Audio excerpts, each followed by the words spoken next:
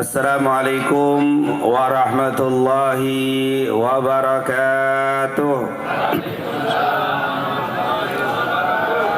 Alhamdulillah, wassalatu wassalamu ala rasulillah wa ala alihi wa man walah. Rabbi syrah li sadri wa yassir li amri wahlul 'uqdatam min lisani yafqahu qawli. Subhanaka la ilma lana illa ma 'allamtana innaka antal alimul hakim. Amma ba'd.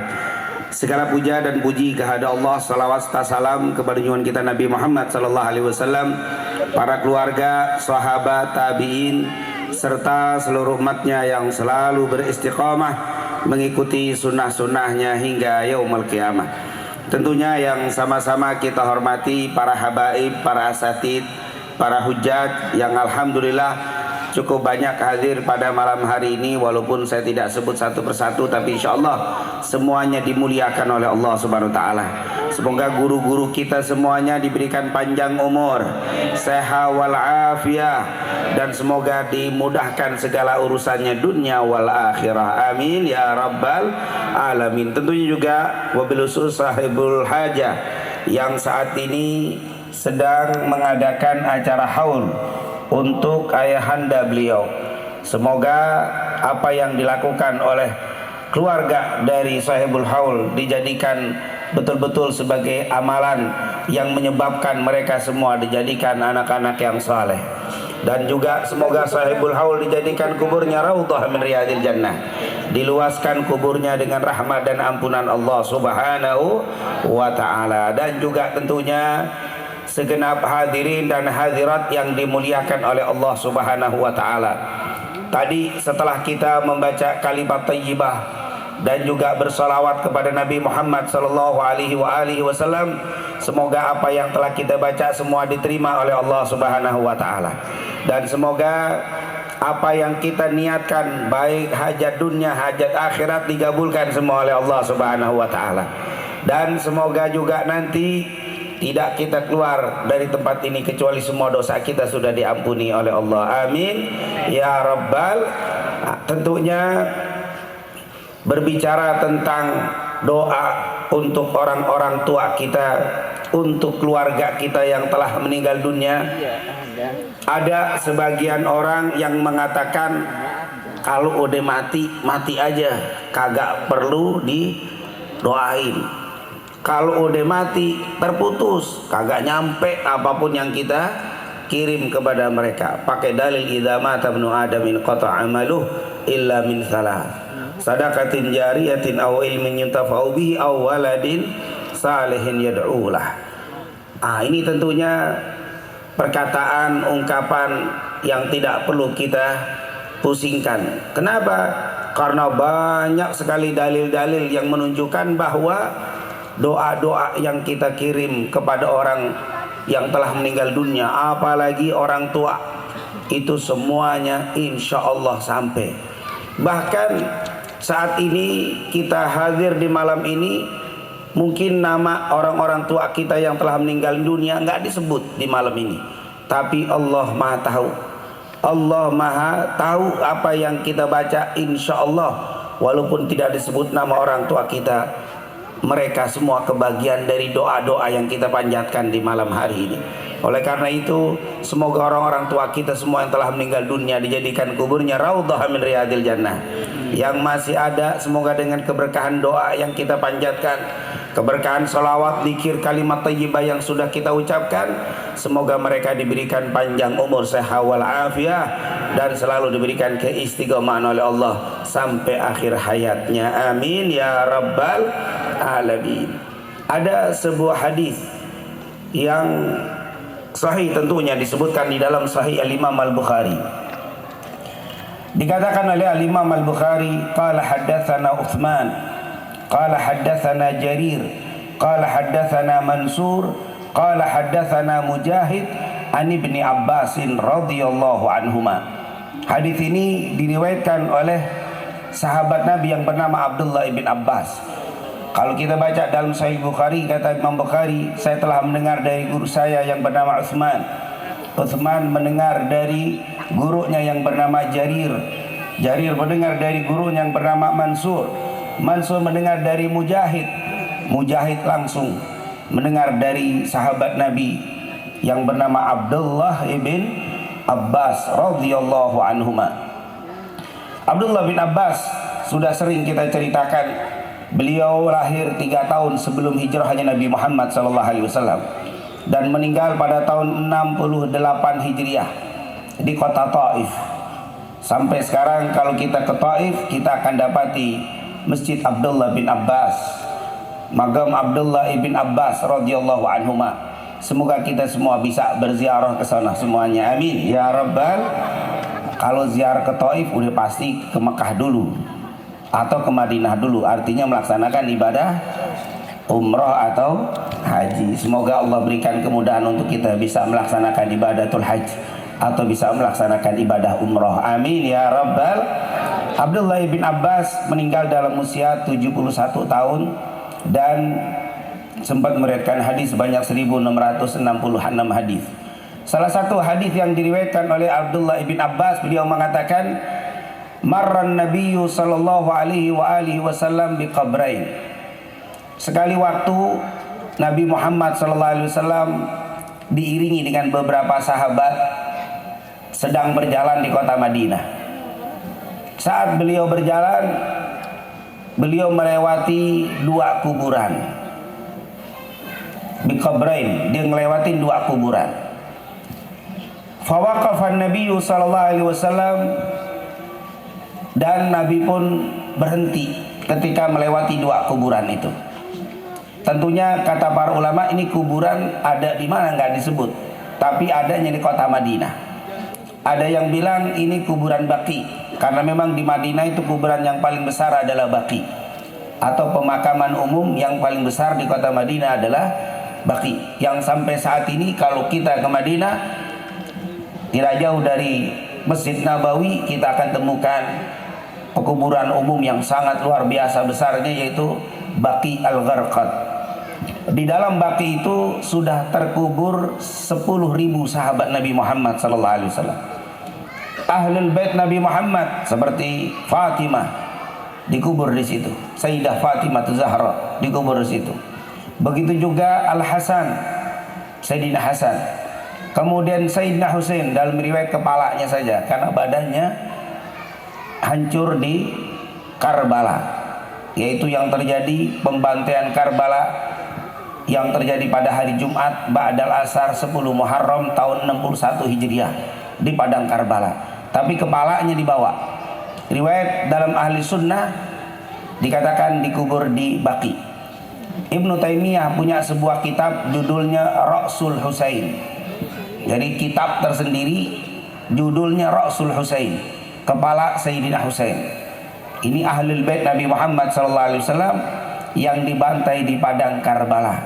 Dan tentunya kita sebagai ahli sunnah, pencinta ahlul bait, pencinta para sahabat, sangat-sangat menyesalkan terjadinya pembantaian kepada keluarga Nabi Muhammad SAW. Tapi tentunya kita tidak mengungkapkan kesedihan kita dengan berlebihan seperti yang dilakukan oleh sebagian kaum muslimin. Begitu juga kita tidak membela pembunuh Sayyidina Husain seperti yang dilakukan oleh sebagian kaum muslimin. Kita adalah ahli sunnah wal jamaah. Kita menyesal, kita mengutuk pembunuh Sayyidina Husain, tapi kita juga tidak bersedih berlebihan seperti yang dilarang oleh Nabi kita Nabi Muhammad SAW. Fatimah, Al Hasan, wal Husain, kemudian Ali Zainal Abidin, Muhammad Al Bagir, kemudian juga Abbas bin Abdul Muttalib, keluarga Nabi Muhammad SAW, plus Utsman ibn Affan dikubur di situ juga, dan sahabat jumlah totalnya 10.000 ada di Baqi. Insyaallah kita semua bisa berziarah ke Baqi Al-Gharqad. Semoga kita semua dimudahkan ziarah ke Baqi Al-Gharqad, amin ya rabbal. Nabi hampir tiap malam, dalam riwayat dari Aisyah radhiyallahu anha dalam Sahih Muslim, hampir tiap malam Rasulullah ziarah ke Baqi, hampir tiap malam. Ini kata Aisyah dalam Sahih Muslim. Ini luar biasa. Makanya kalau Nabi tiap malam, insya Allah kita bisa tiap tahun. Apa kurang? tiap 6 bulan sekali. Berarti harus umroh tiap 6 bulan sekali. Insya Allah Allah mudahin untuk kita ziarah ke Baqi semuanya. Amin ya Rabbal. Ini adalah pekuburan Baqi dan itu memang pekuburan yang paling besar di kota Madinah. Dulu ada beberapa pekuburan, seperti dulu di masjid dekat Masjid Kuba juga ada pekuburan, tapi saat ini sudah tidak ada. Ada beberapa kuburan-kuburan kecil. Wallahu alam, tidak dijelaskan Nabi. Intinya di Madinah lewat kuburan ada 2 kuburan. Di kuburan mana tidak disebutkan, apakah di Baqi atau tempat lain. Intinya marra Nabi sallallahu alaihi wasallam bi qabrain. Nabi melewati 2 kuburan. Nabi diam di depan kuburan tadi. Sahabat pun diam di depan kuburan tadi. Kemudian Nabi berkata, hadani rajulani yu'adzabani fi kuburihima bi'adzabin syadidin bidzanbin hayyin. Kata Rasul sallallahu alaihi wasallam, hadani rajulan. Ini 2 orang laki-laki. Ini tentunya salah satu mukjizatnya Nabi Muhammad SAW. Beliau bisa tahu isi kuburan. Karena zaman itu kuburan nggak pakai batu apa? Batu nisan. Tapi Nabi tahu ini 2-duanya laki-laki. Kalau orang sini juga tahu kelewat kuburan. Ini perempuan nih. Ini laki. Kayak Nabi berarti itu. Tahu kita. Karena apa kita tahu? Karena ada apa? Ada nisannya almarhumah. Nah ini pasti apa? Perempuan nih. Almarhum berarti apa? Itu memang gelar yang Masya Allah terakhir untuk kita semuanya.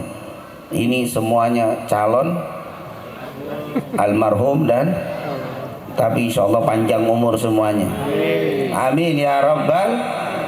Tapi almarhum dan almarhumah jangan dikasih kepada orang non Islam. Ini kadang-kadang udah kebiasaan almarhum bapak apa? Orang nggak taunya orang kafir pakai almarhum. Almarhum itu orang yang dikasih sayang, orang yang disayangi Allah. Karena hanya orang-orang yang beriman yang dapat sayangnya Allah. Kalau Rahman umum, kata para ulama. Bedanya Ar-Rahman dan Ar-Rahim, Rahman itu umum. Tapi kalau Rahim itu khusus untuk umat Nabi Muhammad, khusus untuk orang yang bertauhid dari hamba-hamba Allah Subhanahu wa taala. Makanya kita tahu ini laki, ini perempuan. Tapi Nabi Muhammad nggak pakai tulisan tahu. Bahkan di dalam riwayat yang lain, Nabi pernah gemeter di depan di depan kuburan tadi. Sampai sahabat nanya, kenapa ya Rasulullah? Apa yang ma'asabak, apa yang terjadi pada dirimu ya Rasulullah, kok gemeter begitu? Apa kata Nabi? Lau ta'lam ma'a'lam la dhahiktum qalilan wa la bakaitum katsira. Kalau kalian tahu apa yang aku tahu, kalian bakal sedikit ketawa banyak menangis. Lau ta'lam ma'a'lam, seandainya kamu tahu apa yang aku ketahui, la dhahiktum qalilan, kalian pasti ketawanya sedikit. Wala bakaitum katsira, dan bakal banyak menangis.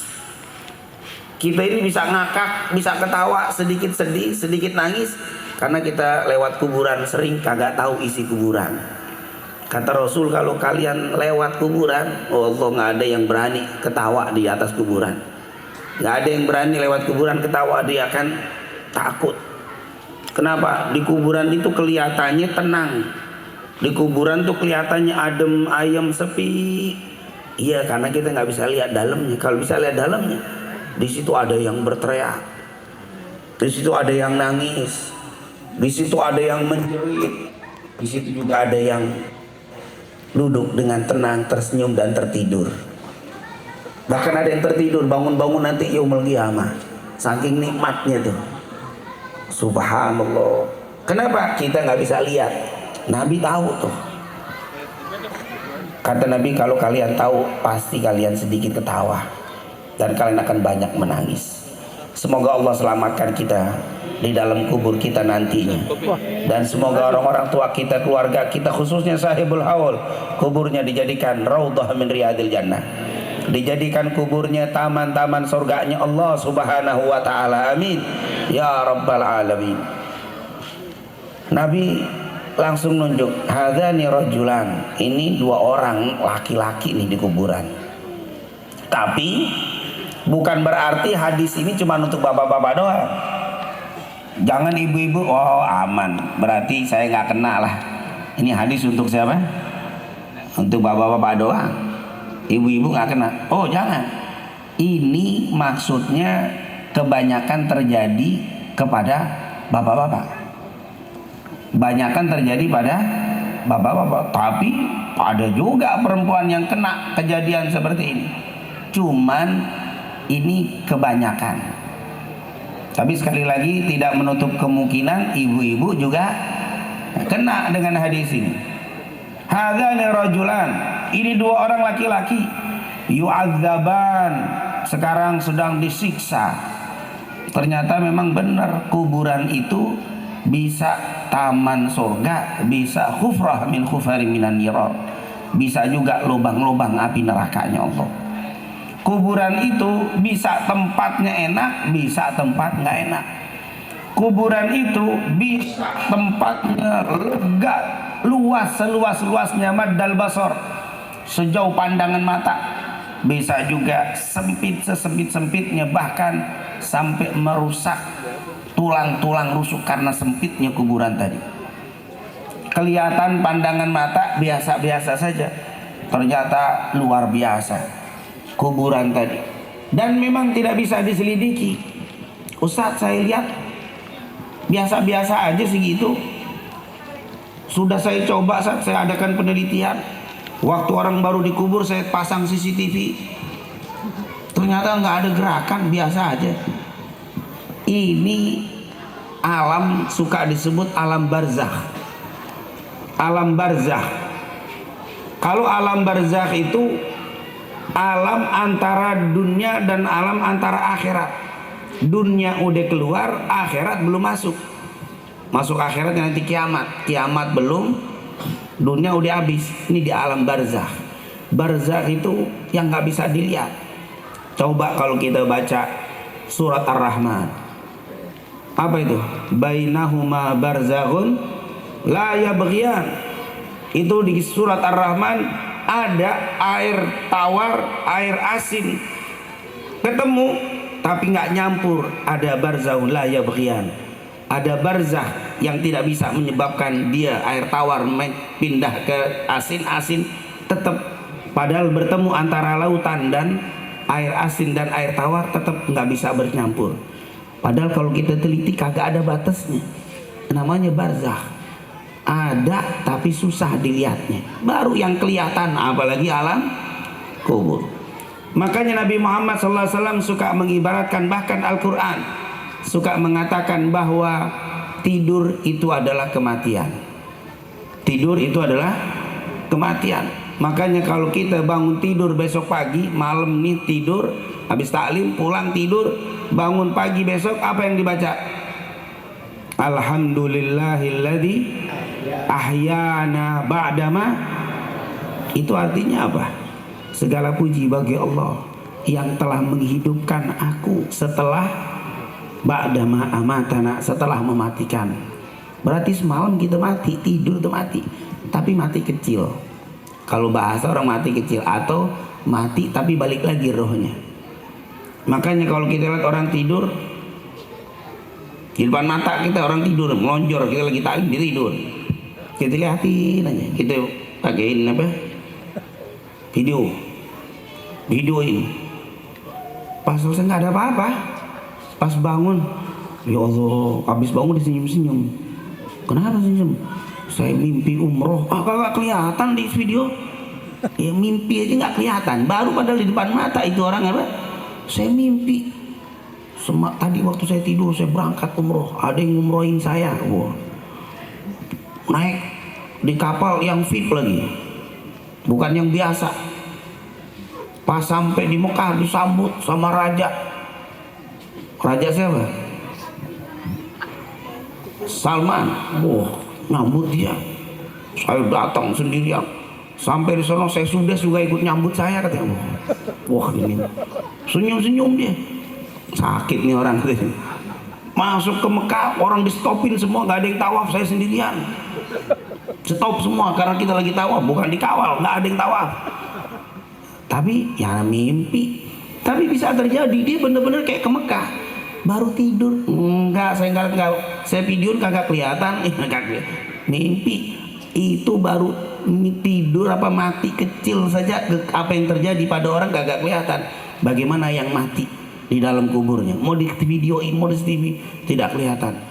Ada juga pas bangun kaget lompat. Astagfirullah. Kenapa nih? Saya mimpi kejar-kejar anjing dan ngos-ngosan. Udah kayak minum biar tenang. Ada yang teriak-teriak. Pas bangun. Ada apaan? Ya Allah, saya lewat di depan semua ada kayak pocong dikejar-kejar. Padahal tidurnya biasa aja. Baru kelas tidur aja nggak bisa dibuktikan dengan apa? Kamera. IT tidak bisa. Apalagi alam kubur. Subhanallah, itu gambaran tidur tuh. Tidur itu seperti mati. Makanya kalau kita bangun di pagi hari, alhamdulillahilladzi ahyana ba'da ma amatana wa ilaihin nusyur. Semoga nanti subuh kita tidur bisa bangun. Dan jangan lupa baca doa. Alhamdulillahilladzi ahyana ba'da ma amatana wa ilaihin. Itu tiap tidur, tiap bangun baca itu tuh. Karena antum bangun tuh nggak gampang. Nabi bilang itu nikmat besar ketika subuh bisa bangun lagi. Malam tidur, pagi bisa bangun lagi. Nikmat yang sangat luar biasa. Walaupun kadang-kadang kita lupa nikmat, seakan-akan itu sesuatu yang biasa-biasa saja. Kecuali malamnya puyeng, takut mati baru. Puyeng pas bangun, alhamdulillah masih hidup. Padahal malam itu paling rawan. Semoga Allah berikan panjang umur, sehat walafiat. Semoga Allah berikan keistiqomahan kepada kita untuk selalu bersyukur kepada Allah Subhanahu wa ta'ala. Tidur, kata Rasul, hadzan rajulan yu'adzaban. Ini dua-duanya lagi diadab, kata Rasul. Dua-duanya lagi adab. Bahkan adabnya nggak adab biasa. Bi'adzabin syadid, dengan adab yang sangat berat. Adabnya berat. Memang ya sekecil-kecilnya adab, yang ngadab malaikat lagi. Malaikat siapa? Yang tugas-tugas di kuburan siapa? Di pelajaran-pelajaran kita, Munkar Nakir. Ada dari kelompok Islam yang tidak percaya dengan kehidupan kubur. Kenapa? Berita tentang kehidupan kubur hadisnya ahad, tidak sampai mutawatir. Sementara kubur itu termasuk yang diperlukan dalil qat'i, baik dari Quran atau hadis mutawatir. Hadis tentang kehidupan kubur tidak sampai mutawatir. Makanya ada saudara kita yang tidak percaya dengan kehidupan kubur. Tapi kita ahli sunnah wal jamaah, untuk menunjukkan kehidupan kubur tidak mesti mencari hadis mutawatir. Hadis ahad pun cukup.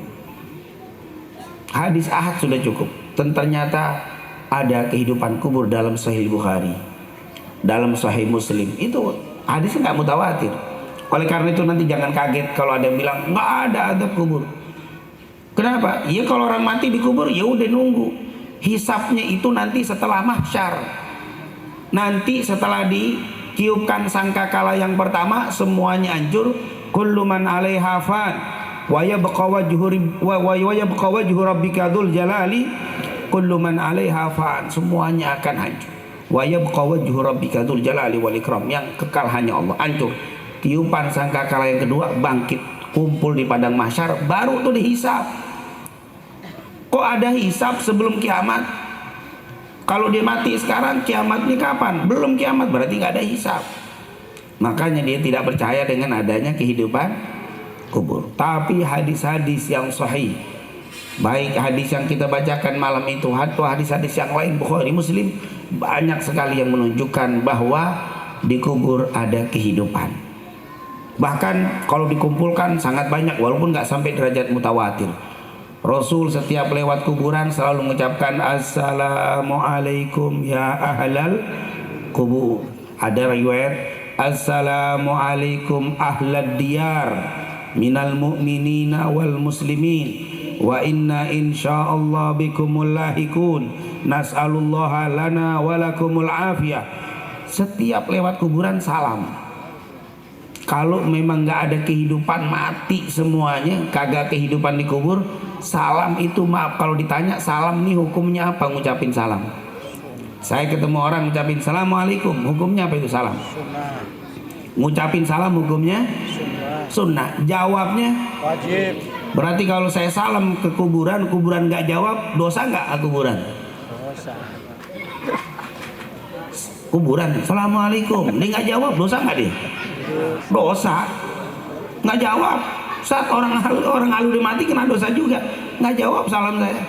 Karena fardu kifayah. Berarti ada yang, kalau ada tukang kuburan masih mending deh, kita lewat ada orang lagi ziarah, assalamualaikum, dia yang jawab waalaikumsalam warahmatullah, aman udah. Kebetulan kagak ada orang, apalagi kita tujukan begini, assalamualaikum ahlad diyar, kita peruntukin berarti yang di kuburan tuh, assalamualaikum wahai ahli kubur. Waduh, dia mati semua gak jawab, dosa. Terus ngapain juga kita salam sama apa yang mati nggak bisa jawab? Sama aja gitu jalan di kubur, di pohon pisang, assalamualaikum, bambu, assalamualaikum. Stres nih orangnya, salam sama apa mati dia nggak bisa jawab. Tapi kalau ahli kubur jangan disamain kayak dia. Ahli kubur ternyata hidup di dalam kuburnya, tapi kehidupannya sudah beda dengan kita, tapi masih jawab assalamualaikum, dia jawab. Bahkan nanti kalau kita baca cerita perang Badar, ternyata ahli kubur itu dengernya itu lebih peka, lebih sensitif daripada orang yang masih hidup. Di sini kita assalamualaikum, ada yang dengar ada yang kagak. Pakai mic ada yang belum dengar juga, makanya nggak jawab kadang-kadang. Assalamualaikum. Assalamualaikum warahmatullahi. Kadang kan begitu, makanya Ustaz suka ulang-ulang. Saya ulang lagi nih, ada jumlah 1000 tapi jawabnya 100. Ini banyakan bekal nggak jawab-jawab. Maklum masih hidup, kadang-kadang hidup tuh kurang sensitif. Tapi kalau orang udah mati itu lebih peka, pendengarannya lebih peka. Antum bapak ibu kalau lagi lewat kuburan udah nggak usah teriak assalamualaikum. Pak, kenapa teriak begitu? Kuburannya gede, saya takut nggak kedengeran yang paling pojok. Atau bawa mic kali, bawa apa itu? Assalamualaikum, kenceng sampai biar kedengeran semua. Nggak usah, bapak pelan. Assalamualaikum ya ahlal kubur, tuh dari ujung-ujung dengar Pak, semuanya jawab. Subhanallah. Jangankan salam begitu, kita habis nguburin orang muslim muslimah, kita kubur, habis dikuburin apa kata Rasul? Is'alu li akhikumut tathbit fa innahul ana yus'al. Sebelum kalian pulang doain, mintakan kepada Allah biar mereka dikasih kemantepan saat ditanya. Saat ini lagi ditanya nih, ditanya sama malaikat belum kita pulang. Di dalam hadis yang lain, sungguh sendal kalian waktu pulang habis nguburin, habis diuruk nguburin, kalian jalan sendalnya kedengeran tok tok tok tok pada pulang tuh. Si ahli kubur denger, ya Allah, suami saya pulang ninggalin saya, anak saya pulang, langkahnya kedengeran, ninggalin, kedengeran. Padahal berapa meter tuh? Udah diuruk rapat lagi, pakai ditutup lagi, semua ditutup, pakai kain kafan, pakein kayu, diuruk, dirapetin. Sendalnya waktu keluar denger, dafan alaih, kedengeran suara tek tek tek tek, pulang. Subhanallah, peka pendengarannya. Makanya setelah